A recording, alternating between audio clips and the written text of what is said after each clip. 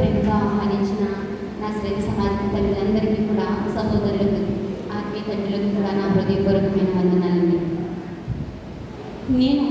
నేనుగా నిలబడగలను అని నాకు అవకాశం ఇచ్చి నన్ను నిలబెట్టిన సంఘం అండి. నేను నిలబడగలను, మాట్లాడగలని నన్ను నిలువబెట్టి నన్ను ప్రోత్సహించిన సంఘం. అందుకని ఈ సంఘం అంటే నాకు చాలా ఇష్టం అండి. నేను ఎక్కడ నిలబడినా కానీ ఈ సంఘం గురించి సాక్ష్యం చెప్పే తర్వాత నేను మొదలు పెడతానండి. అంతగా నన్ను ప్రేమించిన సంఘం ఈ సంఘం, అంతగా నన్ను నిలవబెట్టిన సంఘం. నేను నిలవబడగలను, నేను కూడా దేవుని ప్రకటించగలను, నేను కూడా దేవుని చాటి చెప్పగలనని నేనుగా నిరూపించుకోవడానికి నాకు ఇచ్చిన అవకాశం అన్నమాట ఈ సంఘం. ఈ సంఘం అంటే నిజంగా 10 మందిలో నిలబడి నేను చెప్తున్నాను, బలిపీఠం నుంచి చెప్పేది అబద్ధం కాదండి. గత కాలంలో అనాకుడే ప్యారిస్లో కూడా దైవజనుల ద్వారా ఆన్లైన్ ప్రేమ నేను పిలువబడ్డానండి. అక్కడ కూడా నేను నిలబడి చెప్పిన సాక్ష్యంలో నన్ను గొల్లమూడి సంఘమే నన్ను బలపరిచింది. ఆ సంఘమే నన్ను నిలబెట్టిందని మీ గురించే ఈ సంఘంలో నేను అంతటిగా మీ అందరూ కూడా పాల్గొని పొందే అవకాశం దేవుడు నాకు ఇచ్చాడు. ఈరోజు అనేకమైన అంశాలు, శ్రేష్టమైన ఆణిముత్యాలండి. ఆణిముత్యాలు దైవజనులు చెప్పిన మాటలు, ఇందాక పాస్టర్ గారు చెప్పిన మాటలేంటి, సిఆర్ గారు చెప్పిన మాటలేంటి, దైవజనులు చెప్పిన మాటలేంటి, సిఆర్ గారు చెప్పిన మాటలేంటి. మనము ప్రతి అంశాన్ని తెలుసుకునేటప్పుడు ఇది ఎందుకు తెలుసుకోవాలి, అసలు దీని అంశం ఏంటి, దీని సారాంశం ఏంటని తెలుసుకున్నప్పుడు అది క్షుణ్ణంగా అర్థమవుతుంది, దాన్ని తెలుసుకోగలము. ఎస్తేర్ గారి గురించి చెప్పారు కదా దైవలు, ఆమె యూదురాలైనప్పటికీ కూడా తన జనాంగం కొరకు ఆమె ఒక రాణి స్థానంలో ఉన్నది.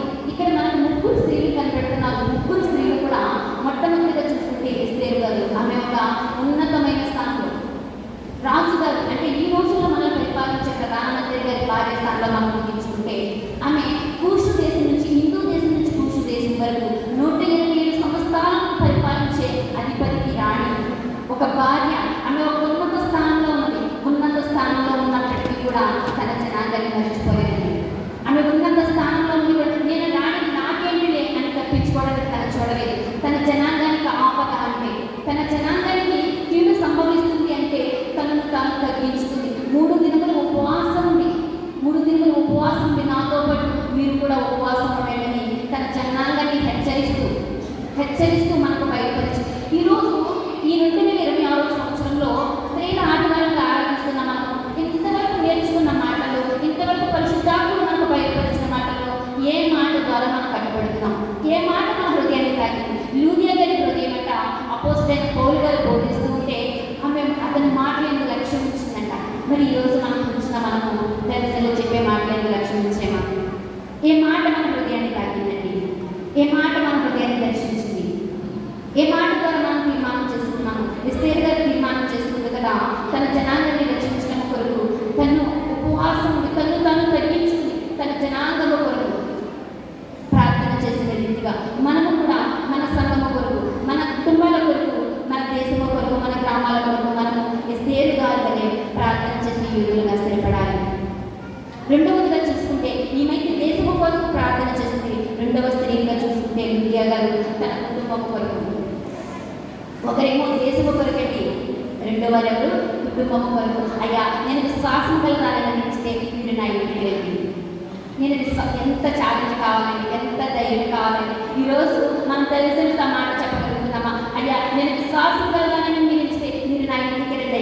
అయ్యా నేను విశ్వాసం కలగాలని నిలిస్తే అమ్మా మీరు నా ఇంటికి రండమ్మా అని చెప్పగలిగే ధైర్యం మనకుందా? విశ్వాసంతో మనం కొనసాగలుగుతున్నామా? ఒక్కసారి ఆలోచించుకుందామండి. ఈ సమయం దేవుడు మనకి ఇచ్చాడు. ఎంతో మంది అండి నేను ఇక్కడ నిలబడిన ప్రతి సంవత్సరం కూడా నేను ఎంతగానో బలపరిచిన నా తల్లి, అక్కడ కూర్చున్న నా తండ్రులు కానీ ఈరోజు నేను వాళ్ళకి చూడలేకపోతున్నాను. ఈరోజు వాళ్ళు ఇక్కడ నన్ను చూడలేదు. కానీ మనకే దేవుడు ఈ అవకాశం ఎందుకు ఇచ్చాడు? దేవుడు మనకి ఈ అవకాశం ఎందుకు ఇచ్చాడంటే ఇంకనూ మనం మారు మనసు పొందలేదేమో, ఇంకనూ మనం తెలుసుకోలేదేమో, ఇంకనూ మనం స్థిరమైన తీర్మానం చేసుకోలేదేమో. ఆ స్థిరమైన తీర్మానం చేసుకుంటామని దేవుడు మనకి ఇచ్చిన శ్రేష్టమైన అవకాశం అమ్మ. ఏదో ప్రతి సంవత్సరం ఆచరించేస్తున్నాం, ప్రతి సంవత్సరం చేసేస్తున్నాం కదా తల్లిలాగా బలపడే నమ్మకత్వంగా చేసే దానికి ఎంతవరకు కూడా ప్రయోజనం లేదు. ఎప్పుడైతే ఆ తల్లులాగా మనం ఎప్పుడైతే విశ్వసించి ఆయనను అనుసరించి నడుచుకుంటామో అప్పుడే మన జీవితానికి ధన్యత ఉంటుంది. 3వ వ్యక్తిగా మనం చూసుకుంటే ఆమె కనాను స్త్రీ. ఆమెకు పేరు లేదండి. బైబిల్ గ్రంథంలో కొన్ని సందర్భాల్లో అనేక మంది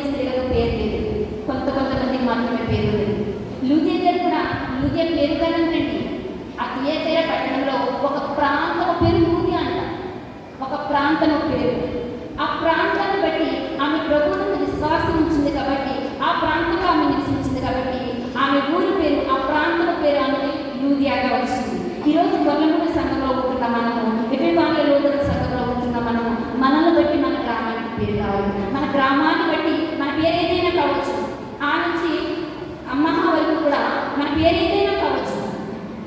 ఏ పేరైనప్పటికీ కూడా మన గ్రామమే మన పేరు అవ్వాలండి. మన గ్రామం పేరు చెప్తే మనం కనిపించాలంటే, మన గ్రామంలో మనం కనిపించాలి. అది ఎవరైనా కావచ్చు. లూదియా గారు అదే చేశారండి. లూదియా ప్రాంతంలో ఆమెను బట్టి లూదియా ప్రాంతం, ఆమె థియేటర్ పట్టణస్తురాలుగా ఆ పట్టణానికి పేరు వచ్చింది. ఆమె ఒక సంఘాన్ని స్థాపించింది. ఆ స్త్రీ సంఘాన్ని స్థాపించి ఆ సంఘానికి నాయకురాలుగా ఉందండి. ఇక మూడవ స్త్రీగా చూస్తుంటే కనాను స్త్రీ. ఆమె కూడా కనాను అనే ప్రాంతానికి చెందిన స్త్రీ అండి. ఆమె తన కుమార్తె కొరకు దైవజనుని పట్టుకుని వదలట్లేదండి. అయ్యా దావీదు కుమారుడా దాటిపోవద్దయ్యా, దావీదు కుమారుడా దాటిపోవద్దయ్యా, దావీదు కుమారుడా కరుణించుమని వెంబడించినట్టి వారు కేక వేయగా, దావీదు కుమారుడా కరుణించుమని వెంబడించినట్టి వారు కేక వేయగా, మీ నంబిక చొప్పున కలుగుగాకని వెంబడించి వారిని స్వస్థపరచెను. మీ నంబిక చొప్పున కలుగుగాకని ప్రేమతో తాకి వారి కనులు తెరిచెను. దాటిపోకువాడు కాదు యేసు దైవము, దాటిపోకువాడు కాదు యేసు దైవము. బాధపడే కుమార్తెను కరుణించుమని వేదనతో కనాను స్త్రీ కేక వేయగా, బాధపడే కుమార్తెను కరుణించుమని వేదనతో కనాను స్త్రీ కేక వేయగా, గొప్పదైన విశ్వాసం ఆమె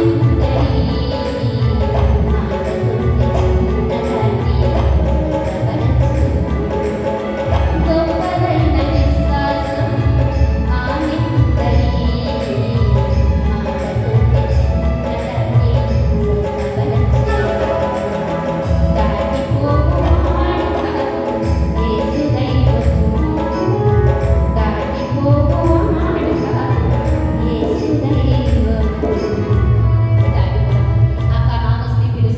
అయ్యా దావీదు కుమారుడా నా కుమార్తెకి దెయ్యము పట్టిందయ్యా. అయ్యా ఇదిగో ఈ పాలెంలో సగంలో ఉన్న మా కుమార్తెకి దెయ్యం పట్టిందయ్యా, సల్పోలని దెయ్యం పట్టిందయ్యా, చిన్న దస్తాలని దెయ్యం పట్టిందయ్యా, చిన్న స్నేహాలని దెయ్యాలు పట్టిందయ్యా, తాగలని వ్యసనాలని దెయ్యాలు పట్టిందయ్యా, దురాత్మలని దెయ్యాలు పట్టిందయ్యా మా బిడ్డలకి. అయ్యా మా బిడ్డలకు కనిపించు, అయ్యా మా బిడ్డలు దాటిపోవద్దయ్యా, అయ్యా మా బిడ్డలకు కనికరించు అని కనాను స్త్రీ ఏ రీతిగా అయితే దుఃఖంతో కేకలు పెట్టిందో ఆయన పాదాలు పట్టుకుని ఆయన విడిచిపెట్టారు. ఆయన ఆమె మాటలు లక్ష్యం చేయలేదండి. శిష్యులు అంటారు అయ్యా ఆయన పంపించేయచ్చు కదయ్యా అంటే ఆయన మాత్రం వారు మాట్లాడలేదు. ఆయన అంటున్నాడు కదా, రొట్టె ముక్కలు తీసి కుక్కలకు వేయగా సమంజసమా అని. అయ్యా ఆ కుక్కనే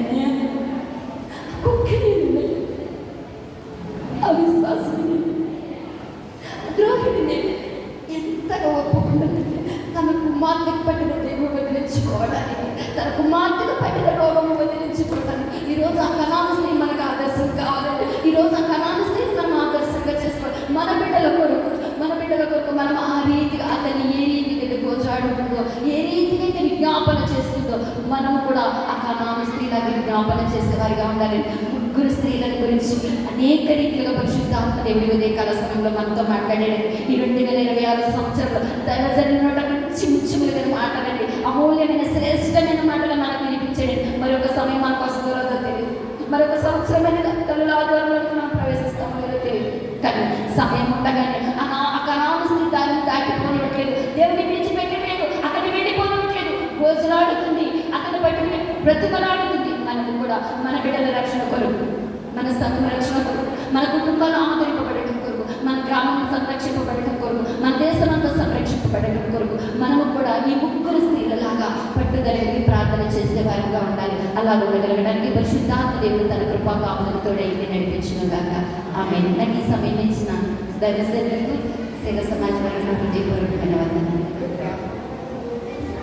గ్రీటింగ్ అందించినటువంటి క్రికెట్ జీవకుమారి గారికి ప్రత్యేకమైన ఆనందాలు తెలియజేస్తున్నాం. అలాగే మన పిసిసి పెద్ద పిడకాల జోసఫ్ గారు గ్రీటింగ్ ఇవ్వాల్సిందిగా మనం చేస్తున్నాం.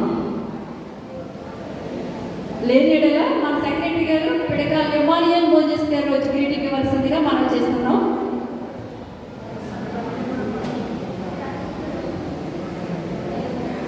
మన పిసిసి నెంబర్ అయినటువంటి పిడకాల జోసఫ్ రాజ్ గారికి గ్రీటింగ్ ఇవ్వాల్సిందిగా మనం చేస్తున్నాం. అలాగే లేనిడగా మన సెక్రటరీ గారు పిడకాల ఎమానియల్ మోజెస్ గారిని ఒక 5 నిమిషాలు గ్రీటింగ్ ఇవ్వాల్సిందిగా మనం చేస్తున్నాం.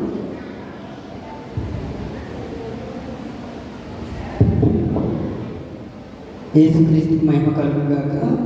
అధ్యక్షులైన వారి ప్యారిస్ పాస్టర్ గారికి, పాస్టర్ గారికి, స్థానిక సిఆర్ గారికి, సిఆర్ఎం గారికి, అలాగే కూడి వచ్చిన మీ అందరికీ కూడా స్త్రీల ఆదివారపు శుభాకాంక్షలు తెలియజేస్తున్నాం. వందనాలు.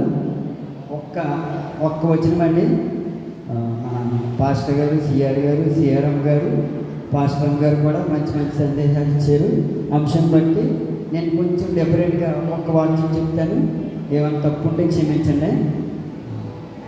యెహోషువ గ్రంథము 2వ అధ్యాయము 13వ వచనం అనుకోండి, ఒకసారి చూడండి.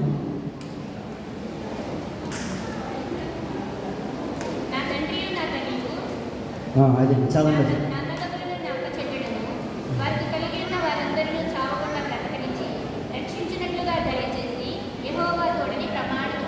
ఆ మాట ఎవరన్నారు, ఏమన్నా చెప్పగలరా? ఎవరు రాహాబు అనే వేశ్య వేగుల వారితో అన్నది. ఏమన్నది? తన ఇంటి వారిని, తన అక్క చెల్లెల్ని, తన బంధువులందరినీ కూడా జ్ఞాపకం చేసుకోమని వేగుల వారితో అన్నది. అంటే రాహాబు అనే వేశ్య తన తల్లిదండ్రుల గురించి, అక్క చెల్లెల గురించి అంతలా ప్రాకులాడి తన మారు మనసు పొంది తన కుటుంబాన్ని రక్షించుకుంది. అలాగే 18వ వచనం చూడండి సారి, 17వ వచనం, 18వ వచనం.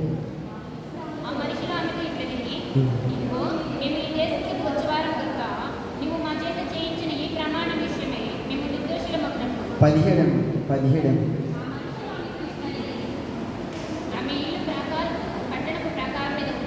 ఎర్రని